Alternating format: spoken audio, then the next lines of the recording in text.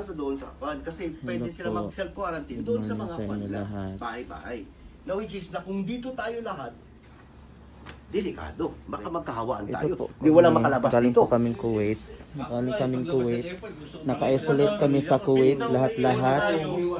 Naka-isolate kami sa Kuwait lahat-lahat. Inaasikaso kami social distancing. Tapos pagdating dito sa Pinas, ito sa OWA shelter, ganito yung nangyari sa amin. Dikit-dikit kami parang sardinas. Higaan namin. Tapos hinalo pa kami sa mga ibang ano, galing Dubai, galing Korea. Lahat-lahat po. So there's a possibility na mahawaan kami. Ito yung ginagawa ng taga-OWA sa amin ngayon. Hindi kami nagsuna maayos. At ang alam nila, ano daw, hindi daw nila alam, hindi sila pirado. Pagkain kulang, tubig wala.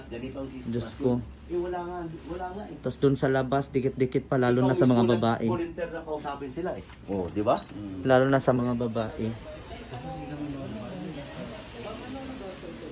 Ayan, ito po. Ayan. Yan sila, dikit-dikit. Lahat, dikit-dikit. Ito yung nangyari ngayon sa OWA shelter. Yan. Main office ng OWA sa Pasig. Main office ng OWA. Naka-isolate kami ng maayos sa Kuwait. Tapos ito, dikit-dikit kami parang sardinas. Ayan si ate, oh. Ganito yung higaan namin, plywood. Si ate sa plywood lang nakahiga sa simento.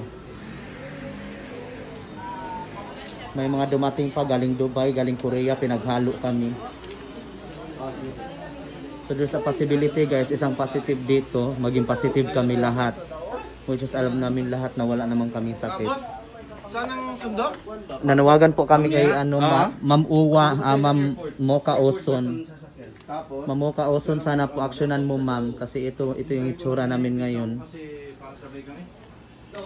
Sana ma-aksyonan po. Ano ba yung daw Pampanga?